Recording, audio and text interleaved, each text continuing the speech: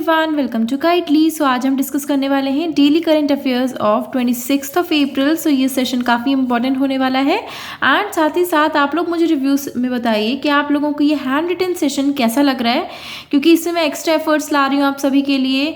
Specially maintain करती हूँ notes, then आप सबके साथ में वीडियो बना के शेयर करती हूँ और पहले मैं पीपीटी फॉर्म शेयर करती थी आप सबके साथ में।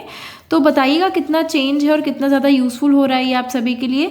तो मैं इसी में कंटिन्यू रखूँगी एंड तो हम ये जो कैटेगरी वाइज हैं, जो न्यूज़ हैं, वो हम कवर करने वाले हैं। साथ ही साथ स्टैटिक जीके जहाँ पे भी यूज़फुल लगेगी मुझे वहाँ मैं वो भी कवर कराती चलूँगी। एंड अगर आप चाहते हैं इस पूरे सेशन का आपको पीडीएफ भी मिले, डॉक्यूमेंट फाइल भी मिले, तो हमारे टेलीग्राम चैनल का लिंक डिस्क्रिप्शन बॉक्स में गिवन है, वहाँ जाके ज्वाइन कर लीजिए।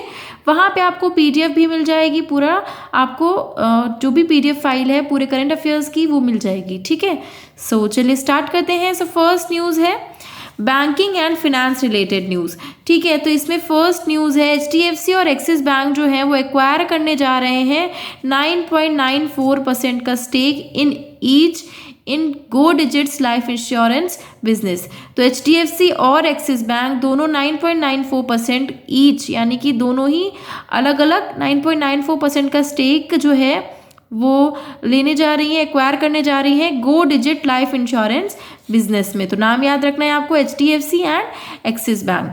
ठीक है, अब एक्सिस बैंक से रिलेटेड स्टैटिक जीके देख लेते हैं। Headquarter is in Mumbai Maharashtra. MD and CEO है अमिताभ चौधरी। टैगलाइन है बढ़ती का नाम जिंदगी। एंड वहीं आपका एचडीएफसी बैंक जो है उसका हेडक्वार्टर है मुंबई में, एमडी एंड सीईओ है शशिधर जगदीशन। इसकी टैगलाइन है वी अंडरस्टैंड योर वर्ड। ठीक है, देन नेक्स्ट है सेबी जो है उसने अप्रूव कर दिया है transfer of controlling stake of HDFC AMC to HDFC bank. So SEBI जो है उसने अप्रूवल दे दिया है कि जो कंट्रोलिंग स्टेक है आपका एचडीएफसी एएमसी का वो ट्रांसफ़र कर दिया जाए, किसको? एचडीएफसी बैंक को ट्रांसफ़र कर दिया जाए। ठीक है, देन नेक्स्ट आपका आता है रिजर्व बैंक ऑफ जिम्बाब्वे जो है वो लॉन्च करने जा रहा है गोल्ड पेग डिजिटल करेंसी। सो नाम याद रखना है आपको, कौन सा reserve bank? That is reserve bank of Zimbabwe and ये जो है वो लॉन्च करने जा रहा है gold peg digital currency.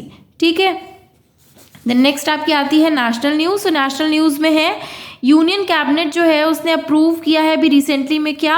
New cinematograph amendment bill 2023। So new cinematograph amendment bill जो है 2023 का उसको अप्रूवल मिल गया है यूनियन कैबिनेट की तरफ से। ठीक है, द नेक्स्ट है 40% विलेजेस जो हैं वो अचीव कर रहे हैं ODF plus status till now. So अगर आपसे पूछा जाता है कितने विलेजेस हैं जिन्होंने ओडीएफ प्लस स्टेटस अचीव कर लिया है, so that is 40% villages. The next आपका आता है एम, यानी कि अटल innovation mission, NITI Aayog and यूएनसीडीएफ जो है वो तीनों मिल करके इंडिया को बनाने जा रहे हैं ग्लोबल एग्रीटेक लीडर। सो याद रखना है आपको, एम यानी कि अटल innovation mission, NITI Aayog and यूएनसीडीएफ जो है वो मिल करके इंडिया ग्लोबल एग्रीटेक लीडर बनाने जा रहे हैं इंडिया को। ठीक है, द नेक्स्ट आपका आता है इंटरनेशनल न्यूज़। तो इंटरनेशनल न्यूज़ में है इंडिया के द्वारा बिल्ड की गई मंगोलिया की फर्स्ट ऑयल रिफाइनरी जो है वो कब तक कंप्लीट होगी? 2025 में ये कंप्लीट हो जाएगी। ठीक है, सो याद रखना है India built Mongolia's first oil refinery to be completed by 2025। Then next Mongolia के प्रेसिडेंट कौन है? उकनगेन खुरिस्के एंड जो आपकी कैपिटल है दैट इज उलन बतार। करेंसी है मंगोलियन टुग्रिक। ठीक है, देन नेक्स्ट आता है फ्रांस का जो कॉन्स्टिट्यूशनल काउंसिल है उसने अप्रूव कर दिया है to raise retirement age from 62 to 64। So पहले रिटायरमेंट एज वहाँ पे 62 थी एंड अब ये बढ़ा दी गई है और ये कितनी कर दी गई है? 64 रिटायरमेंट एज कर दी गई है फ्रांस में। ठीक है, आपको कंट्री याद रखनी है, दैट इज़ फ्रांस के कॉन्स्टिट्यूशन काउंसिल जो है उसने जो एज है रिटायरमेंट की वो बढ़ा दी है 62 से 64। फ्रांस के प्रेसिडेंट है इमैनुअल मैक्रोन, पीएम है एलिजाबेथ बोर्ने, करेंसी है यूरो। देन नेक्स्ट आता है स्टेट रिलेटेड न्यूज़। तो राजस्थान जो है वो इम्प्लीमेंट करने जा रहा है Rajasthan platform based gig workers. ठीक है, सो याद रखना है राजस्थान जो है वो इम्प्लीमेंट करने जा रहा है एक प्लेटफॉर्म जो कि होगा गिग वर्कर्स पे। देन नेक्स्ट ईसी यानी कि इलेक्शन कमीशन जो है वो इंट्रोड्यूस करने जा रहा है वोट फ्रॉम होम ऑप्शन। तो ये काफ़ी इंपॉर्टेंट है कि वोट फ्रॉम होम ऑप्शन कौन सी ऐसी असेंबली इलेक्शंस में इंट्रोड्यूस होने वाला है? So that is of Karnataka की असेंबली इलेक्शंस में वोट फ्रॉम होम ऑप्शन भी जो है वो इंट्रोड्यूस होने जा रहा है। ठीक है, द नेक्स्ट है एमपी का जो गांधी सागर सेंचुरी है वो सेकेंड न्यू होम होने वाली है फॉर चीतास। ठीक है, so this is very important कि गांधी सागर सेंचुरी सबसे पहले तो याद रखनी है आपको, that is in MP, and जो एमपी की गांधी सागर सेंचुरी है वो सेकेंड न्यू होम होने वाली है चीतास के लिए वहाँ के। द नेक्स्ट वेकूल जो है वो लॉन्च करने जा रहे हैं एफएमसीजी सब्सिडरी जिसका नाम है ब्रांड नेक्स्ट। ठीक है, सो याद रखना है आपको, वेकूल जो है वो लॉन्च करने जा रहे हैं एफएमसीजी सब्सिडरी जिसका नाम है brand next.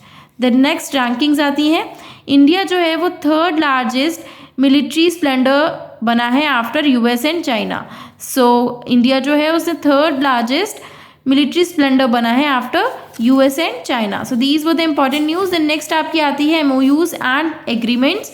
So MoUs and agreements में देख लेते हैं, इंडिया और थाईलैंड जो है वो म्यूचुअल रिकॉग्निशन पैक्ट साइन करने वाली हैं for nursing, accountancy and medical tourism.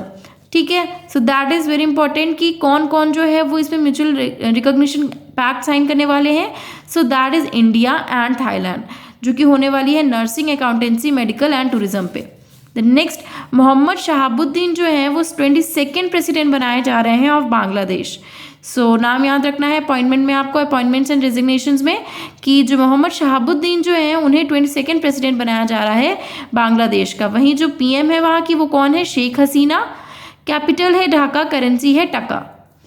The next, DRDO and Indian navy जो है वो मिलकर के कंडक्ट करने जा रहे हैं successful trial of BMD interceptor from naval platform. So DRDO और इंडियन नेवी जो है वो कंडक्ट करने जा रहे हैं सक्सेसफुल ट्रायल जो है बीएमडी इंटरसेप्टर का फ्रॉम नेवल प्लेटफॉर्म, ये सक्सेसफुली कंडक्ट कर लिया गया है। ठीक है, द नेक्स्ट, चाइना जो है उसने लॉन्च किया है फैंगुइन 3G जो कि फर्स्ट सैटेलाइट है जो कि डेडिकेटेड है टू मॉनिटर हैवी रेनफॉल।